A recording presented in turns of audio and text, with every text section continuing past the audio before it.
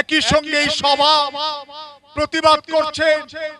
SIR এই মুহূর্তে চলছে আমাদের পশ্চিমবঙ্গ সহ ভারতবর্ষের 12টা রাজ্য এবং কেন্দ্রশাসিত অঞ্চলে।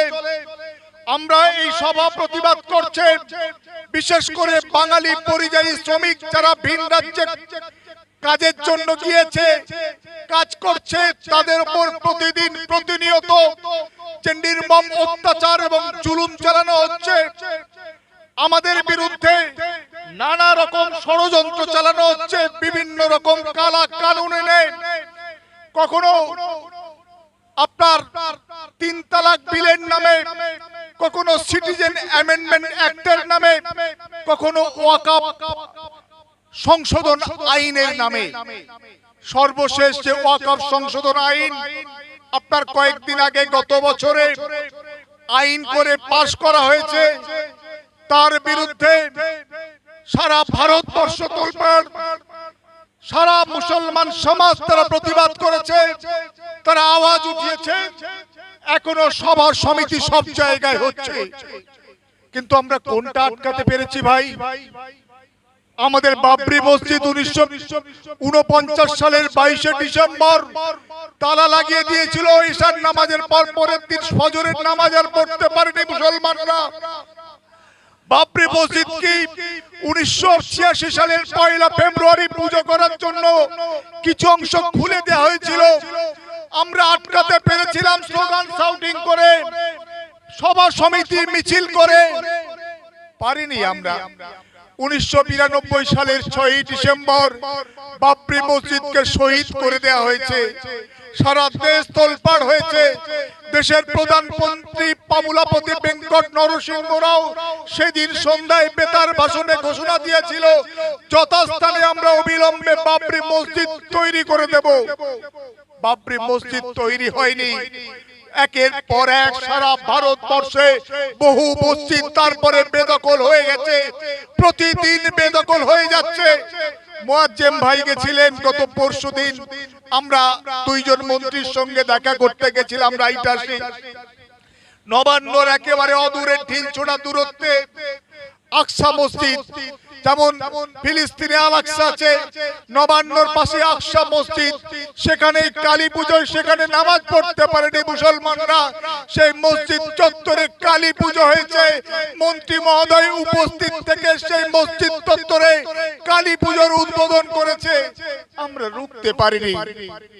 আমরা দাবি করছি, আমরা বলছি, স্লোগান দিচ্ছি, ভাইরা জোশের সঙ্গে বলছে আই লাভ মোহাম্মদ।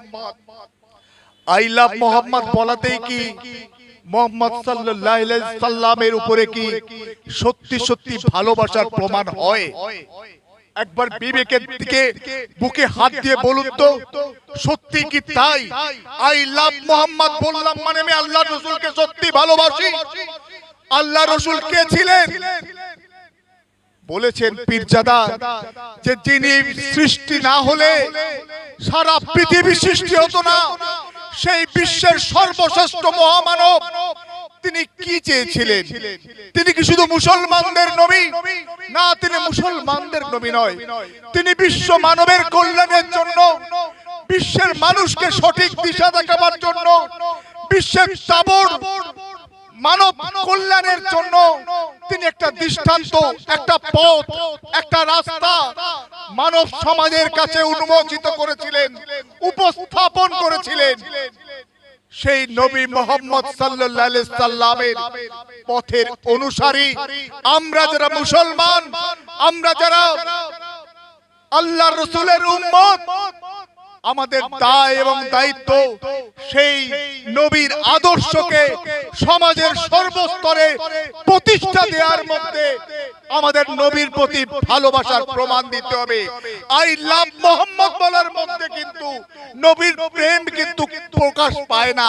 এটা শুধুমাত্র ঠোঁটের আগায় বাহ্যিক প্রকাশ, কিন্তু অন্তরের মধ্য দিয়ে, কাজের মধ্য দিয়ে সমস্ত রকম ভাবে আমাদেরকে প্রমাণ করতে হবে আমরা নবী করিম সাল্লাল্লাহু আলাইহি সাল্লামকে কত ভালোবাসি। তোমার বাণীরে করিনি গ্রহণ, ক্ষমা করো হযরত, ভুলিয়া গিয়েছি তবু আদর্শ। তোমার দেখানো পথ।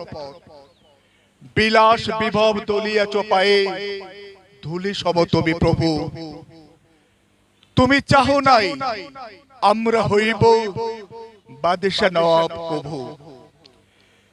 তলোয়ার তুমি দাও নাই হাতে, দিয়েছ অমর বাণী। মোরা ভুলে গিয়ে তব উদারতা, সারি করিয়াছি ধর্মান্ধতা।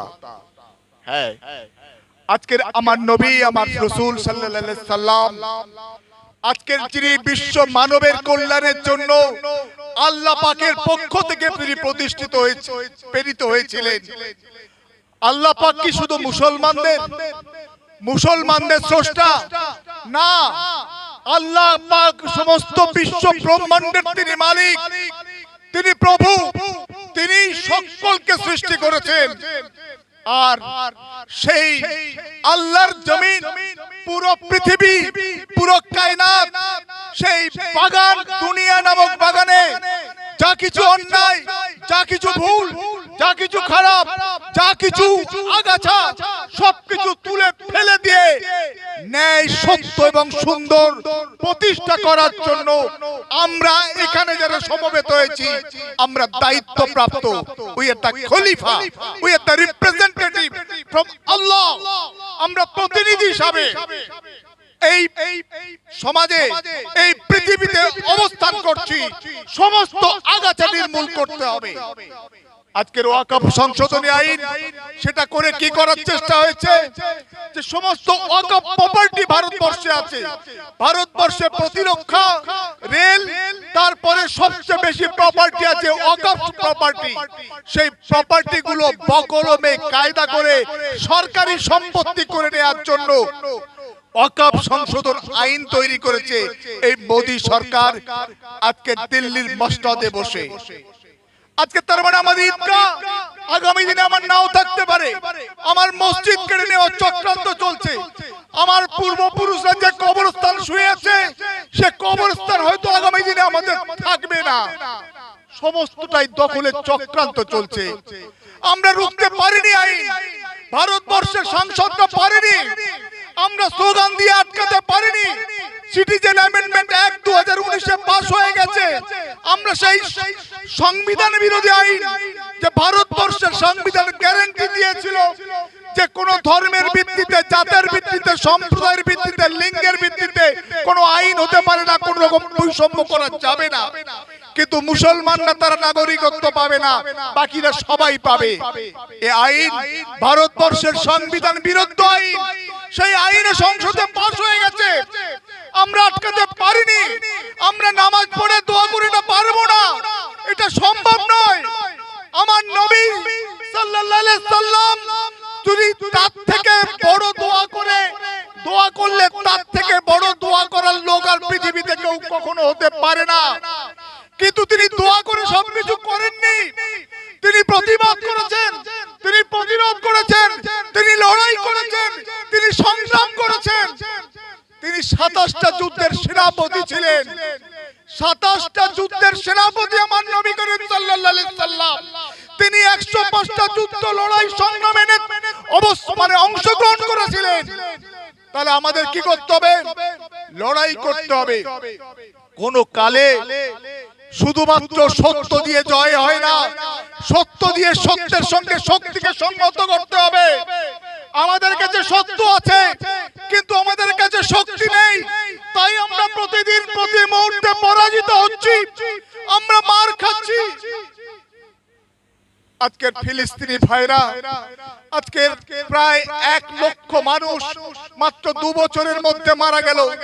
প্রায় 25-30 হাজার শিশু তারা পৃথিবীতে আসার 2, 4, 5 বছর, 7 বছরের মধ্যেই 25 হাজার শিশু পৃথিবী থেকে প্রায় তারা বিদায় নিল পৃথিবী থেকে।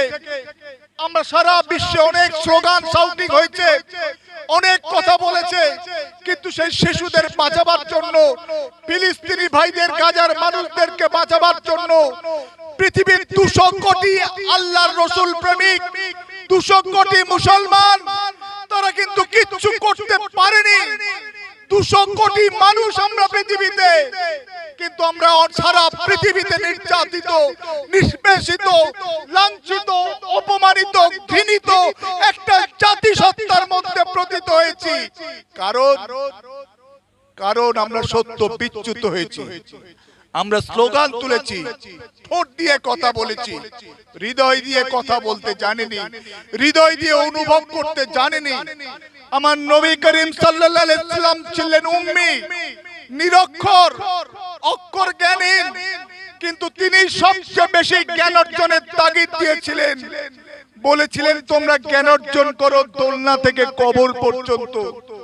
তিনি বলেছিলেন জ্ঞান তোমাদের হারানো সম্পদ, যেখানেই পাও তাকে সংগ্রহ করো।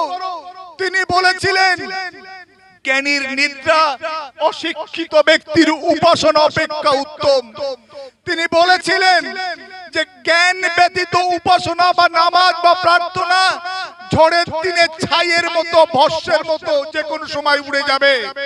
তাই আমাদের এই অন্যায়ের বিরুদ্ধে, জুলুমের বিরুদ্ধে, বিয়ানশেপের বিরুদ্ধে সারা পৃথিবীতে, আমার ভারতবর্ষে, আমার বাংলায় মুসলমান হওয়ার জন্য, নবী প্রেমিক হওয়ার জন্য, আমার উপরে, আপনার উপরে যে অন্যায়, যে অত্যাচার চালানো হচ্ছে তাকে মোকাবিলা করার জন্য, তাকে রুখে দেওয়ার জন্য, তাকে আটকে দেওয়ার জন্য সবচেয়ে বড় যে জ্ঞান, যে ইলম হাসিল করতে হবে, জ্ঞান অর্জন করতে হবে।